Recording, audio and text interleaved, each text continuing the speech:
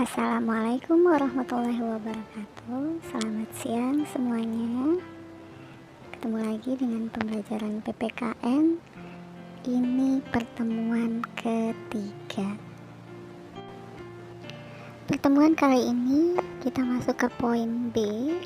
Kalau minggu kemarin sudah penerapan Pancasila dari masa ke masa, minggu ini kita belajar tentang dinamika nilai-nilai Pancasila sesuai dengan perkembangan zaman. Jadi yang dipelajari adalah nilai-nilai dari Pancasilanya. Kalau kemarin bagaimana Pancasila itu berkembang di tiap masa-masa setelah kemerdekaan. Kalau sekarang kita pelajari tentang nilai-nilai Pancasila atau nilai-nilai di tiap-tiap sila Pancasila. Yang pertama kita pelajari dulu Pancasila sebagai ideologi. Jadi Pancasila itu adalah sebuah ideologi. Apa itu ideologi? Ideologi itu terdiri dari dua kata, yaitu ideo atau idea dan logos. Idea sendiri artinya gagasan atau konsep, sedangkan logos itu artinya ilmu pengetahuan. Biasa kita sebut dengan logi. Logi itu ilmu atau pengetahuan. Jadi kalau ada kata logi di belakangnya itu adalah sebuah pengetahuan. Bisa dibilang ideologi itu adalah sebuah pengetahuan atau ilmu tentang gagasan atau suatu konsep atau suatu dasar. Pancasila sendiri dijadikan landasan pokok atau landasan paling mendasar bagi suatu penyelenggaraan sebuah negara. Nilai-nilai dasar Pancasila dapat disesuaikan dengan perkembangan zaman. Ini artinya Pancasila bisa dibilang gaul ya. Ciri-ciri ideologi terbuka. Jadi gaulnya itu dibilang ideologi terbuka, bersifat terbuka. Yang pertama itu nilainya bukan berasal dari luar atau dari negara lain, tetapi diambil dari kekayaan rohani, moral, dan budaya negara itu sendiri. Tidak diciptakan oleh negara, tetapi ditemukan di dalam negara itu, yaitu dari masyarakat. Kemudian ada kedudukan Pancasila sebagai ideologi terbuka. Sebagai ideologi terbuka, jadi Pancasila ini punya sifat atau ciri khas gitu ya. Yang pertama, Pancasila itu selalu aktual. Aktual itu kekinian, kalau kamu gaul bilangnya.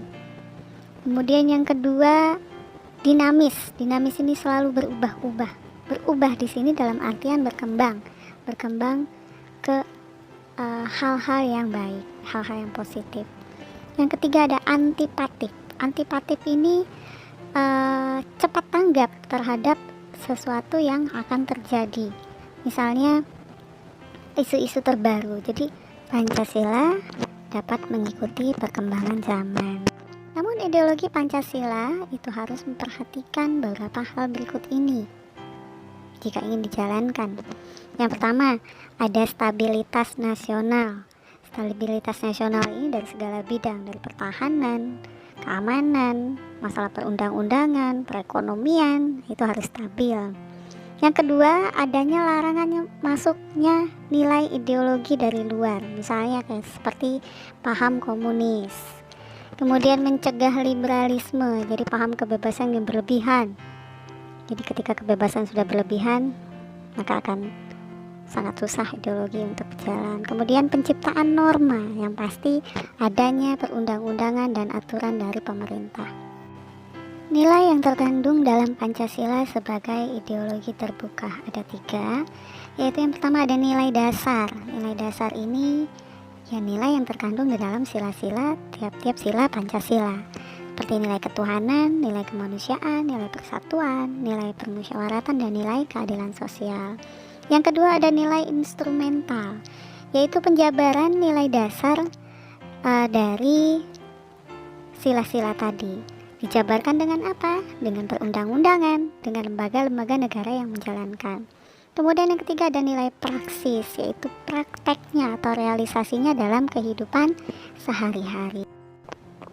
Baik, kita lanjut ke Pancasila sebagai ideologi terbuka yang memiliki 3 dimensi. Ada dimensi idealisme, dimensi normatif, dan dimensi realitas. Dimensi idealisme yaitu menekankan pada nilai dasar yang terkandung itu harus bersifat sistematis, berurutan, rasional, sesuai dengan akal pikiran manusia dan menyeluruh, jadi terhadap siapa saja.